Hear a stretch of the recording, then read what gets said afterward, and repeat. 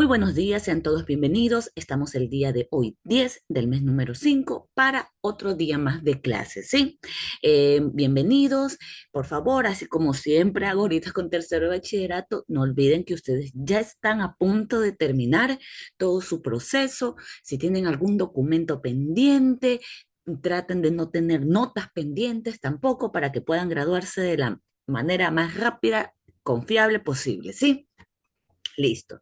Yo sé que el día de hoy estamos adelantando, quizás por decirlo de esa manera, lo que es la clase, porque ya para el día de mañana nosotros ya tenemos nuestro Día de la Madre, ese día festivo. Si ustedes tienen a su madre con ustedes, muchísimo mejor, pero bueno.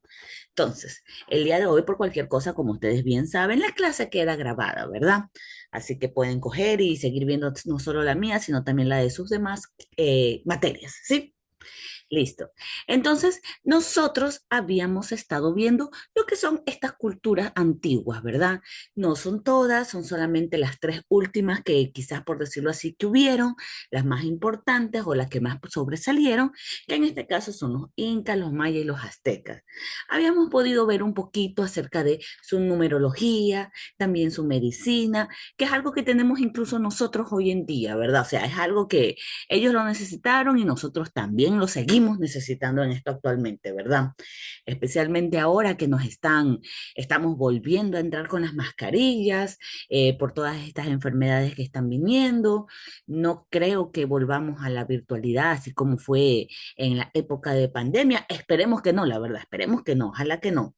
Pero bueno, con tal, como que cuestión de medicina, no importa la época, no importa el lugar, siempre se necesitarán nuevos y buenos avances, ¿verdad?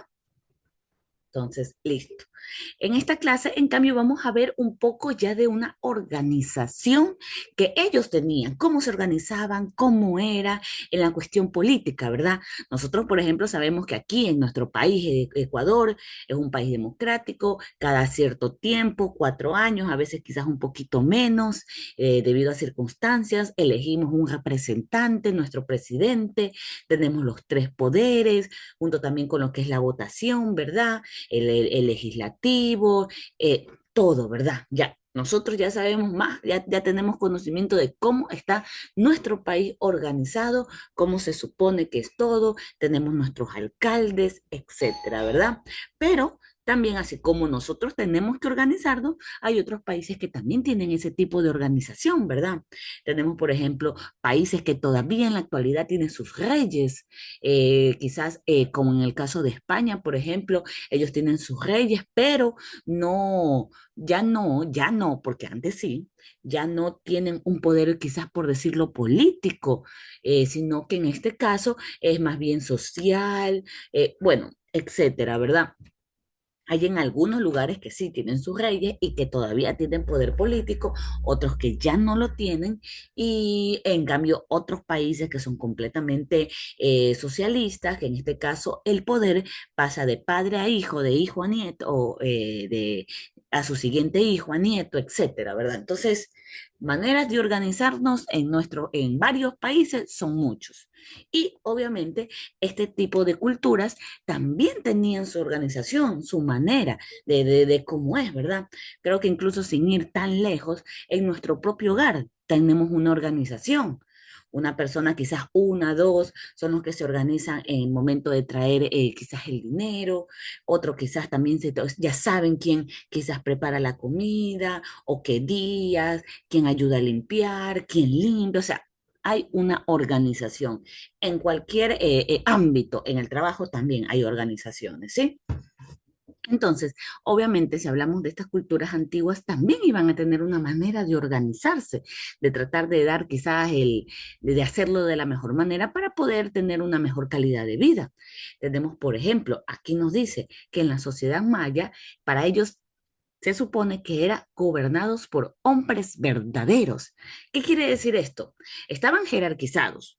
La máxima autoridad política de cada ciudad-estado era el Halak Winik. Quizás esto de ciudad-estado pueda hacernos un poquito más fácil de entender, por ejemplo, Estados Unidos, ¿verdad? En Estados Unidos tienen varios estados e incluso algunos de esos estados tienen leyes que otros estados no tienen. Hay ocasiones, momentos en que quizás veo una serie, una película, no sé si a ustedes quizás les ha pasado lo mismo, si tienen alguna serie o película que sea en este caso de Estados Unidos y que sea su favorita, por lo menos en mi caso, hay ocasiones en las que estoy viendo una serie y dice, en este estado tenemos la ley tal. En este estado quizás el divorcio, un ejemplo, es de cierta manera, pero en otro estado el divorcio es de otra manera, o sea, tienen sus propias leyes cada uno de los estados. Más o menos es lo mismo así. Pueden ser una sola cultura, una sola sociedad, pero se dividen de esa manera, así como en Estados Unidos, ¿sí?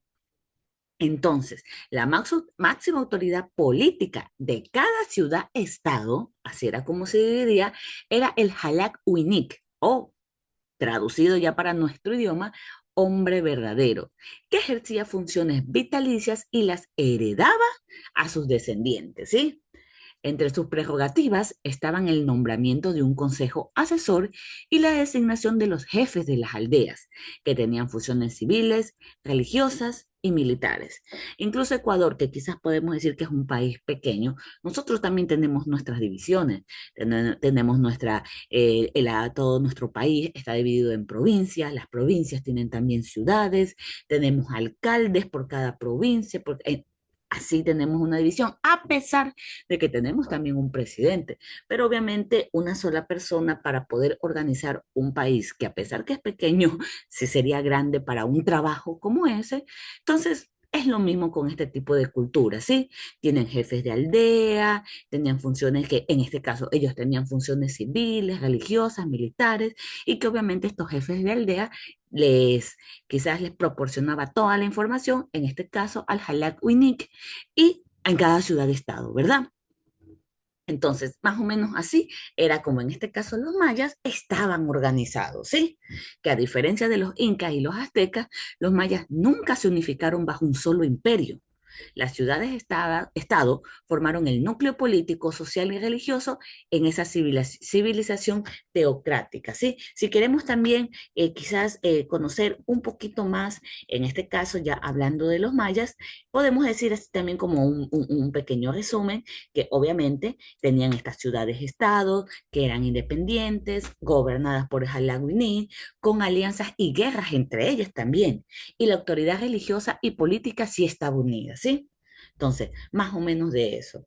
Si también nosotros seguimos viendo en lo que es nuestro librito, vamos a ver una imagen que justamente nos trata de ayudar, de visualizar esa estructura social que tenían los incas, ¿sí? Más abajo están los hombres pequeños, seguido por los mercaderes profesionales, como podemos ver, incluso gracias a las imágenes, podemos decir que quizás eran los agricultores, los ganaderos, etcétera, que se encontraban, bueno, en esta pirámide social, en la parte más baja, por decir así.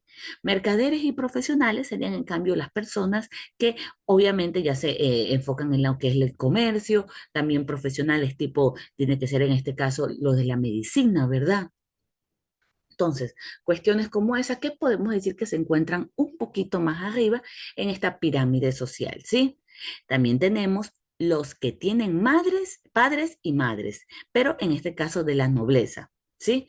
Obviamente si tienes en este caso familia heredado, podemos decirlo que es así, ¿sí? Y siguiente en la escala están los más altos del sol. En este caso viene siendo la religiosidad, ¿verdad?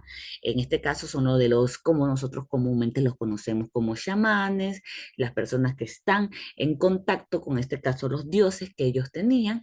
Y finalmente él, quizás por decirlo de cierta manera, el gobernador, es Halak Unik, que traducido de nuevo es el hombre verdadero. Esta es, podemos decir, que es la pirámide social o la estructura social maya que ellos tenían en esos tiempos, ¿sí? De esa manera era que se estructuraban. Y obviamente, en este caso, el último eslabón era el que generalmente es la mayoría de las personas, ¿verdad? Así como incluso nosotros en la actualidad, el último eslabón es la mayoría y seguimos subiendo, ¿sí? En cambio, con los incas tenemos algo un poquito, ya tenemos algo diferente, mejor dicho. Ellos no estaban divididos en ciudad-estado, no es que tenían que rendirles cuentas y a una sola persona y no se encontraban unidos, no. Los incas, en cambio, eran, por decirlo de cierta manera, el descendiente del sol. ¿Qué quiere decir esto? Los pueblos andinos fueron agrupados en un extenso imperio unificado político y culturalmente, que era el Tahuantinsuyo. Y la máxima autoridad, en cambio, ya era ejercida por el Inca. ¿Quién era el Inca? Era una especie de emperador que dirigía cada aspecto de la vida social. Y de la figura del Inca toma nombre el imperio bajo su dominio, Inca, y también con ese vocablo se domina a las culturas andinas que se encontraban dentro de su jurisdicción, ¿verdad?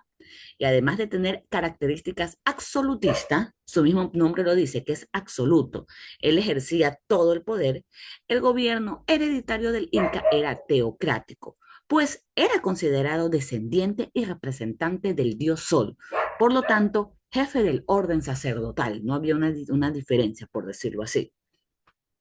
Y en cambio, en la estructura estamental, debajo del Inca se encontraba su familia, que conformaba la realeza y poseía las mejores tierras, ¿sí?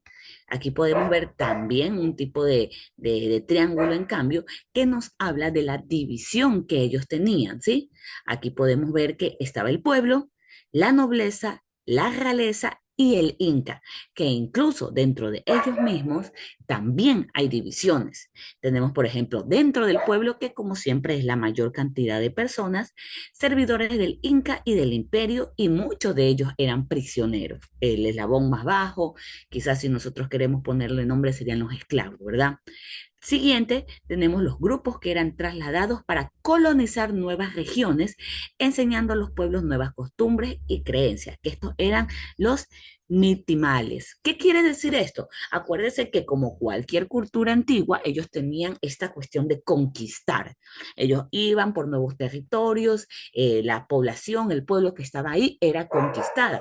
Pero obviamente, una vez que tú conquistas ese terreno, no es que dejas a esa población y listo, ya eres parte del imperio incaico. No. ¿Qué hacían? Habían un grupo de personas que iban, eran trasladados a esos lugares y se quedaban ahí. ¿Para qué? Pues como su nombre mismo lo dice, para colonizar.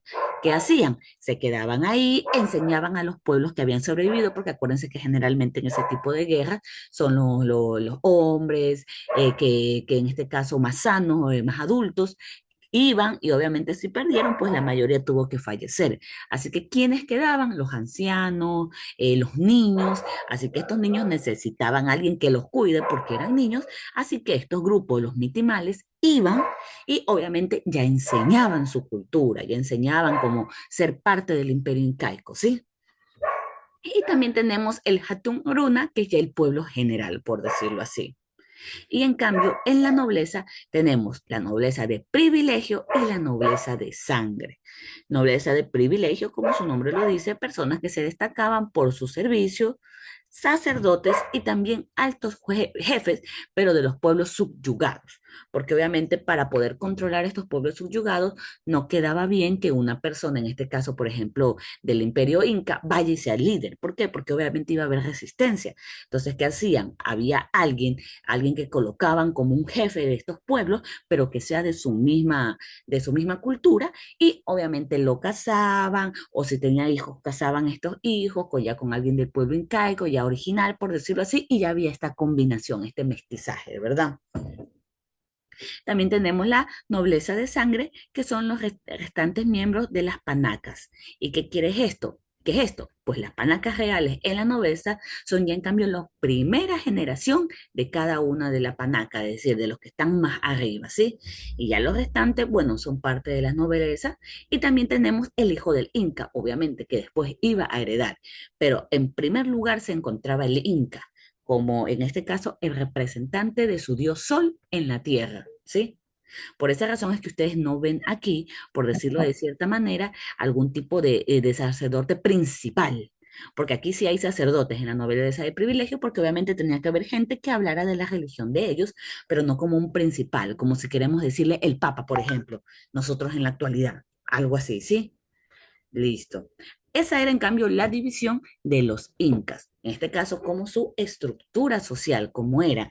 Si queremos, por ejemplo, ponerlo ya en palabritas muchísimo más rápido, los incas ya sí era un estado centralizado, no era como en este caso los mayas, ciudades-estado independientes, no. Ellos sí eran un estado centralizado, era teocrático. ¿Por qué era teocrático? Porque estaban bajo el Zapa Inca, que en este caso teocrático significa que la persona que es como su dios para ellos también gobierna ahí mismo. Tenían obviamente un sistema administrativo basado en curacas, que así es como se le dice a esos gobernadores regionales. Y aparte también tenían una red de caminos, el Capañat, que controlaba todo el Tahuantinsuyo. ¿Por qué? Porque obviamente estamos hablando de un territorio inca que es actualmente parte del Ecuador, Perú, parte de lo que fue Chile, Argentina, también Colombia. Entonces, imagínense en la extensión que tenía.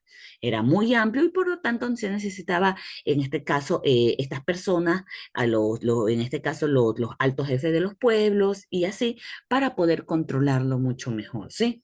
Obviamente no estábamos como ahora, que quizás con una llamada telefónica iba a ser un poquito más fácil, no. Entonces, se necesitaba controlar de esa manera, ¿verdad? Y también tenemos, bueno, como por último, ya para ver las diferencias entre cada uno, también tenemos los que son los aztecas, ¿verdad? Los aztecas, en cambio, nos dice que era el núcleo de la sociedad azteca, era la familia patriarcal y monógama, aunque estaba permitida la poligamia. Monógama, acordémonos que son esas matrimonios, si queremos decir así, que donde tienes una sola esposa y un solo esposo. Qué bueno que generalmente es lo que como culturalmente aquí en Ecuador estamos más acostumbrados, ¿verdad? Obviamente hay otras culturas que sí están de acuerdo con la poligamia, es decir, tener generalmente más mujeres que hombres, ¿verdad? Que tener más esposas. También hay algunas culturas que es en cambio al revés, se tiene más esposos, pero bueno. La cuestión es que ya el núcleo, ya en cambio los aztecas, era familiar, era patriarcal, era más que todo monógama, aunque ya se podía quizás un poquito la poligamia. Y cada familia le era asignada una parte de las tierras comunales para su cultivo y su usufructo, ¿sí? Varias de las familias dentro de un mismo territorio componían un calpulí, es decir, una unidad social multifuncional dentro de la cual se organizaba el trabajo en el campo, la recaudación de impuestos, la religión, la educación, el servicio militar, más o menos por decirlo así como que como que un resumito así más grande por decirlo así. En cambio, en los aztecas, eh, su imperio, podemos decir que era militarista. Y todo este imperio militarista en organización también era dirigido por el que se conoce por el Huaytlaltoní y era apoyado por una triple alianza. Ellos tenían una triple alianza, que en este caso era el Texcoco, el Tlacopan y el que a veces se me confunde a la hora de pronunciarlo, el Tenochtitlán. ¿Sí? Todo esto tenían como esta triple alianza, ¿sí? Y bueno, su sistema de tributos y conquista, y hacía unas conquistas para poder mantener al poder, así como los incas, ¿sí? Y también aquí tenemos nuestra pirámide, en este caso de la sociedad azteca, de cómo estaba dirigida. En el último escalón, los siervos y esclavos conformaban la fuerza laboral del imperio, ¿sí? Acordémonos que en algunas culturas sí había lo que era la esclavitud, ¿sí? Seguido en cambio por los campesinos y artesanos, que ya en este caso era la mayoría del pueblo y que estaba formado por campesinos y artesanos agrupados, ¿sí? También tenemos los comerciantes o los pochitecas, que eran la clase encargada de procurar el intercambio comercial dentro del imperio, ¿verdad? Desde esos tiempos inmemorables siempre se ha necesitado alguien que venda. Antes no había monedas, era el trueque, el intercambio de un producto por otro, pero siempre se ha necesitado alguien que en este caso se forme parte del comercio, ¿sí? También tenemos a los sacerdotes, los jueces, los funcionarios, que ya era la nobleza y que estaba conformado por los jefes administrativos, sacerdotes, y adentro de esta clase estaban los señores que gozaban de un gran prestigio, ya había, ¿sí? Siguiente tenemos, por ejemplo, el rey presidía el Consejo Supremo, donde participaban las máximas autoridades y delegados de los calpulís. Y finalmente tenemos que estaba encabezado por el rey, ¿sí? Entonces, como podemos ver, hay una estructura que, bueno, sinceramente no es de sorprenderse porque para que una sociedad funcione hay que tener, en este caso, designados, quizás por decirlo así, lo que cada persona tiene que trabajar o que tiene que hacer, ¿verdad? Incluso en el hogar, en la familia, ya hay asignaciones para lo que las personas tienen o no tienen que hacer, ¿sí? Entonces, si para las familias que son un lugar más pequeño hay, imagínense un lugar grande, en un imperio, por decirlo así, completamente grande, ¿sí? Y eso nos recuerda obviamente a lo que es el Ecuador, pues nosotros también tenemos una división de poderes, nuestra República Democrática, nos dividimos en el poder ejecutivo, legislativo, judicial, tenemos también nuestros gobiernos autónomos, descentralizados, bueno, tanta organización que nosotros tenemos en la actualidad, obviamente ellos también iban a tenerla, ¿sí? ¿Listo? Mil disculpas por haber ingresado un poquito tarde, la verdad es que la computadora, como que el Zoom se quedó pensando, por eso fue que les envié el mensaje y creo que al minuto ya reaccionó el Zoom. Entonces, estaba esperando, pero bueno, hasta que pasó eso. Listo, denme un segundito, voy a tomar lista. Un momento. Se encuentra Arias Olvera. Presente, licenciada. Listo, muy buen día. Balcázar Campoverde. Barros Plúas. Ceballos Jiménez. Frutoso Gavilanes. Montera Vargas. Presente, mister. Montera Vargas, listo. Montero Vargas. Ah, perdón, tiene toda la razón. Montero Vargas. Nieto Silva. Olmedo Quirós. Valiente Góngora. Listo, entonces, ¿sí? Yo sé que obviamente ustedes el día de hoy es sábado, puede ser que estén trabajando o algo así, pero aún así, qué bueno que pudieron conectarse, ¿sí? Que tengan una excelente mañana y nos estamos viendo para nuestra siguiente clase, ¿sí? Pasen muy bien.